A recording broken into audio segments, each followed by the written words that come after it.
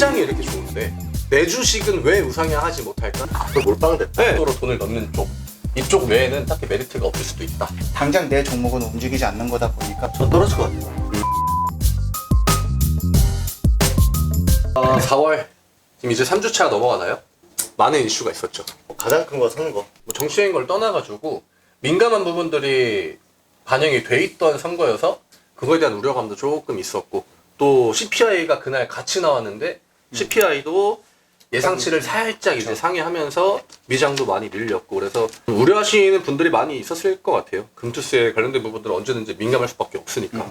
이게 총선 다음날 코스닥 거래대금이 올해 최저였어요. 네, 완전 그냥 거래가 씨가 말랐다. 조정의 움직임이 지금 거의 3주 동안 1분기 마지막 주부터 4월 2주차까지 쭉 나오고 있는데, 오늘 메인 주제는 아마 많은 분들이 공감하실 것 같은데 1분기, 2분기 시장이 어쨌든 간에 지금 우상향이에요.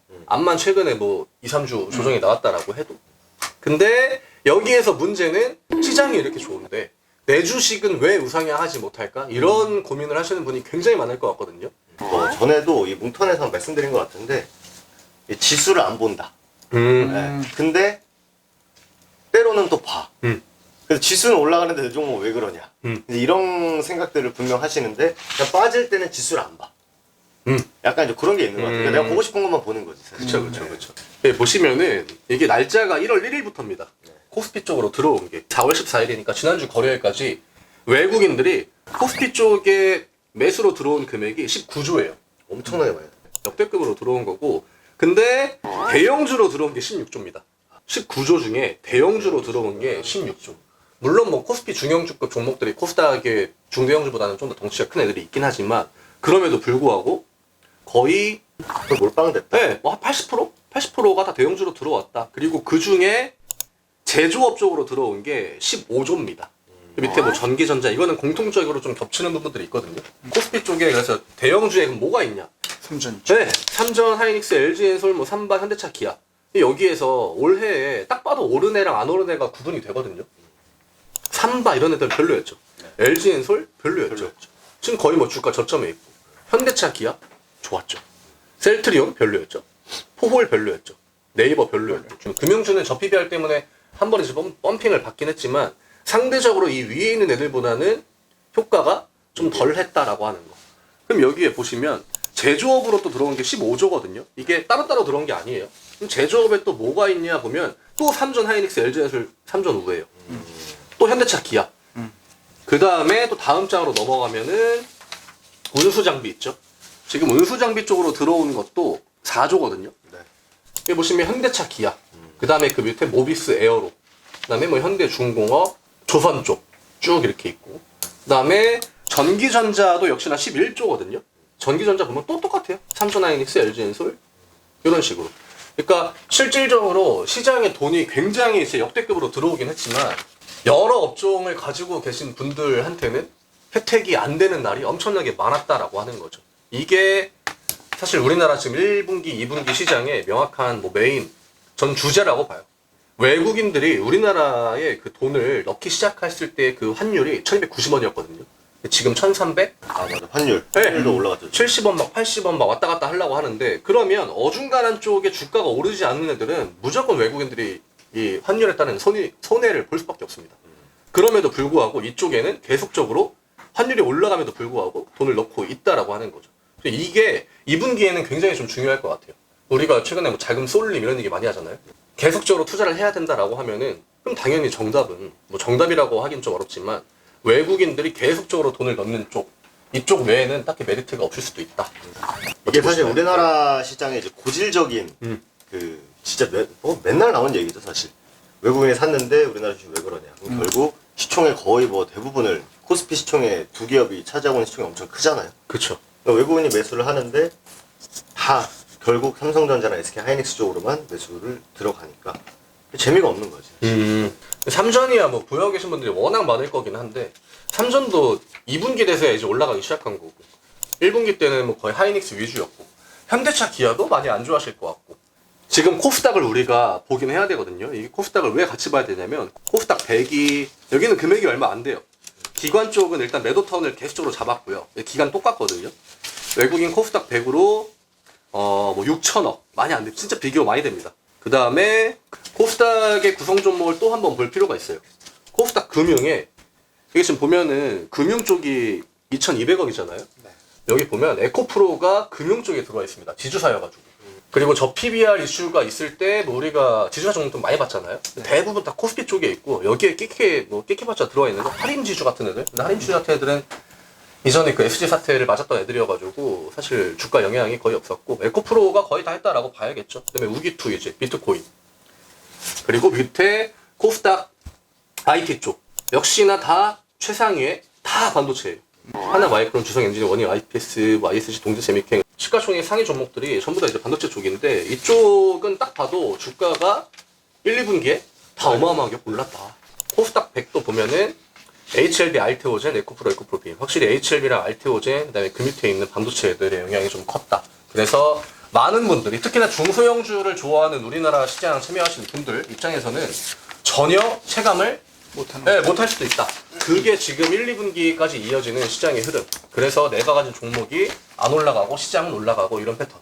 저는 아무래도 조금 매매하는 스타일이 막 중장기 이렇게 막 조금 큰 종목들을 하는 건 아니기 때문에 저는 더 많이 느끼는 그 시기였던 것 같아요. 그래서 시장은 좋을 거야 그건 알고 있는데 당장 내 종목은 움직이지 않는 거다 보니까 이거를 매수할 때 조금 조심스럽거나 아니면 루즈해질 수 있다라는 거 알면서도 들어가야 되는. 말씀하신 대로 이게 대형주가 잘 되는 시장이 있고 뭐 상대적으로 중형주 애들이 잘 되는 시장이 있고 뭐 속된 말로 이제 잡주들이 잘 움직이는 시장이 있는데 요번에는 확실히 대형주 장세였고 그래도 조금 다행이었던 건 테마가 나왔다라는 거. 네. AI 관련해가지고 데이터 테마 하나 나왔고 최근에 엄청 핫한 유리 기판 하나 나왔고 그리고 전선 이렇게 하나가 나왔어요. 전반적으로 보면 떨어지는 종목이 훨씬 더 많은 날이 더 많았었잖아요. 그쵸. 지수 자체는 올라가더라고요. 네.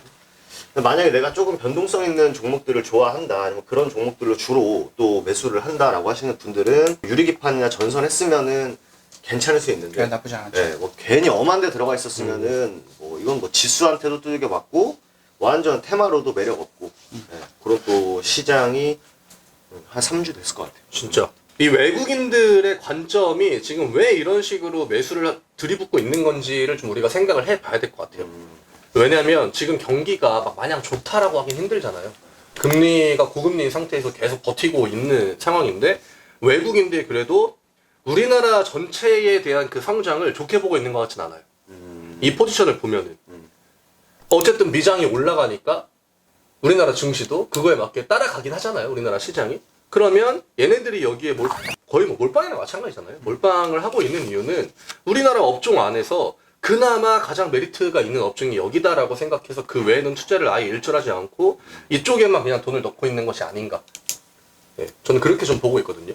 그래서 만약에 2분기나 3분기에 뭐 금리 인하 턴이 언제 올지는 모르겠지만 이후에 그 금리 인하가 그 시장에 영향을 주고 할 때 그때도 저는 얘네들로 돈이 계속 들어갈 것 같아요. 2분기에 그러면은 고민을 해봐야 될 것이 뭐 좋아하지는 않지만 삼전이나 SK하이닉스를 들어가야 되느냐 아니면 거기서 떨어지는 뭐 협력 업체들 있잖아요. 그런 애들을 들어가야 되느냐. 전 떨어질 것 같아요. 삼전 하이닉스. 왜냐면은 네. 제가 어느 그 오피니언을 한 며칠 전에 봤는데 이제 HBM 점유율이 어떤 삼전 하이닉스 해가지고 90이고 네. 네. 마이크론이 10이잖아요. 네. 근데 이게 미국에서 마이크론을 엄청 밀어준대요. 지금. 대한민국이 독점하고 있다라고 볼 수 있잖아요. 네. 90%라고 하면은 그럼 미국이 이거를 못 견딜 거래요. 이 상황을. 그럴 수 있죠. 네. 그래서 마이크론한테 그냥 뭐 지들끼리 그냥 뭐 하는 말은 너 만들기만 하면 이거 성공만 한번 시키면 이게 천문학적으로 도와주겠다. 약간 이런 분위기의 느낌이다라고 하더라고요. 미국 입장에서 물론 배 아프죠. 우방국이다라고 하지만 말이 우방국이지 사실. 외교는 그쵸. 그렇지 않습니까? 이게 네, 뭐 그쵸. 말이 우방국이지 사실. 그러니까 마이크론한테 너네들 이거 일단 만들기만 하면 이렇게 밀어주겠다. 다 사주겠다 너네 거. 약간 이런 지금 상황이래. 우리나라 같은 경우는 사실 미국 가서 반도체도 뭐 저 터지고 오고 자동차도 근데 그런 상황을 놓고 봤을 때는 물론 지금이야 워낙 뭐 반도체 말고 딱히 뭐 시장에 모멘텀이 없으니까 간다 치더라도 뭔가 지금 내가 이걸 더 사야 되나? 한번 나 지금이라도 삼성전자를 사야 되나라고 할 때는 굳이? 이제 와서 약간 이런 느낌은 좀 있어요. 개인적으로. 밀린 이후에 접근을 한다라고 하면요. 근데 저는 이것도 너무 부정적이다라고 생각을 할 수도 있는데 그런 뭔가 지금 이제 우리가 독과점에 대한 반영을 지금 받고 있다고 봐요 저는. 네, 지금 상황에서 이게 계속까지는 못할 것 같아요 저는. 그러니까 어느 순간 이제 90 너네가 갖고 있는 그 90에 대한 예전에 에코프로도 마찬가지죠. 양극재 거의 뭐 잡고 있는 애들이 결국 애널리스트들이 가치 평가할 때 2023년 거까지 끌어다 와가지고 주가에다가 반영해가지고 150만 원 건 거 아니에요. 네. 저는 그것도 마찬가지일 거라고 봐요. 삼성 하이닉스. 현재의 독과점 체제의 주가를 반영은 해줄 텐데 그게 어떻게 보면 한 번에 고점일 수 있다. 왜냐면 거기서 100% 넘어갈 수는 없으니까. 마이크론이 쥐지시고 나가지 않을 거니까. 그럼 미국이 엄청나게 만들기만 하면 너네 거 다 사줄게. 라고 한다면. 그럼 마이크론 관련주를. 그쵸. 저는 네. 차라리 그게 나을 것 네. 같아요. 그러니까 요즘에 저희가 미장은 안 하니까 이제 뭐 테슬라 올라갔나 애플 올라갔나 뭐 엔비디아 올라갔나 정도만 보니까 미장을 하시는 분들이 혹여나 있다면 어차피 마이크론이 여기서 뭐 최악이 있겠습니까? 그쵸. 네. 이미 꼴찌인데. 네. 최근에 대한전선처럼 악재가 없거든요 걔는. 워낙 이 최악을 몇십 년 동안 최악을 찍고 이제 끝난 기업이야 최악이. 주식시장에서 악재란 악재는 다 맞는 회사예요. 감자. 그리고 열심히 하겠습니다. 다음날 유상증자. 갑자기 유동성이 너무 많아서 이게 너무 지금 호가도 막 빵빵하다 해가지고 그 뭐죠? 액면 병합. 병합을 했어요. 네, 네. 그런 다음에 유상증자. 이래버리니까 이거만큼 최악이 없어. 뭐 주식시장에서 거의 뭐 대표들이 횡령 배임하는 거 말고는 맞을 법한 악재들은 다 맞은 종목이에요. 그 종목이. 그러니까 최악은 끝났다라고 하는 관점이면 차라리 마이크론이 날 수도 있다 이거죠. 그럴 수도 있겠네요. 네. 뭐 이것도 혹하는 말이긴 한데. 그렇죠. 네. 근데 일단은 그 시장의 90을 차지했다라고 하면은 뭐 미국이 도와줬을 때 어느 정도의 파급력을 줄지는 모르겠지만 그 순위가 쉽게 바뀌진 않을 것 같거든요. 그렇죠. 개인적으로. 네, 맞아요. 그래서 우리가 뭐 1등, 2등, 3등주 있으면 그냥 1등주 하라고 얘기를 하잖아요. 적어도 2등주까지 놓고 보면은 마이크론은 너무 격차가 큰 3등주이기 때문에 글쎄요. 저는 그냥 삼전 하이닉스는 하는 게. 삼전은 사가지고 그냥 배당이나 받는 게. 지금 각자 기업들이 막 다 AI 쪽에 그 인프라를 늘려가는 상황이잖아요. 그때까지는 프리미엄이 좀 있을 것 같고 어느 정도 약간의 뭐 레드오션까지는 아니어도 이게 시장이 좀 상장한 다음부터는 그때부터는 삼전 하이닉스의 매력이 좀 떨어질 것 같긴 해요. 근데 우리가 예전에 놓고 본다고 때 삼성 하이닉스가 성장했던 그 반도체든 뭐 아니면 칩이든 이런 것들 놓고 보면은 예전에는 그냥 PC 쪽에 거의 많이 있었잖아요. 근데 지금 뭐 PC 이외로 뭐 자동차에 들어가고 뭐 여러 가지 들어가면서 확장이 된 개념인데도 여전히 걔네들이 1등, 2등이란 말이에요. 그러면 여기서 또 다시 한번 확장이 된다라고 해도 걔네들은 여전히 1등, 2등일 거다라고 저는 생각을 하거든요. 저는 11만 전자까지 아직 생각 한 번도 안 해봤는데 코로나 때 삼전이 진짜 그 치고 갈 때 그때 이제 그 파운드리 쪽에 투자한다 해가지고 왜냐면 삼전이 파운드리 쪽에서는 약했잖아요. TSMC가 점유율 워낙 높다 보니까 그때가 9만 거의 10만 원 근처에까지 갔었거든요. 거기에다가 물론 삼전이 아직 파운드리 쪽에 그 점유율을 유의미하게 좁히진 못했지만 여기에 HBM이라는 프리미엄이 그러니까 더해진다라고 하면은 못해도 그 가격까지는 한번 가주지 않을까. 그때는 HBM이 없던 채로 그냥 파운드리 좀 더 한다 그 기대감. 낸드랑 디램 이런 거는 그냥 그대로 두고. 지금 낸드 디램도 올라오는 턴이고 여기에 HBM이 더해지고 뭐 파운드리 쪽도 아예 막 그렇다고 삼전이 막 점유율을 더 뺏기고 이런 상황은 아니니까. 결국 기준이 되는 가격은 코로나 때 가격.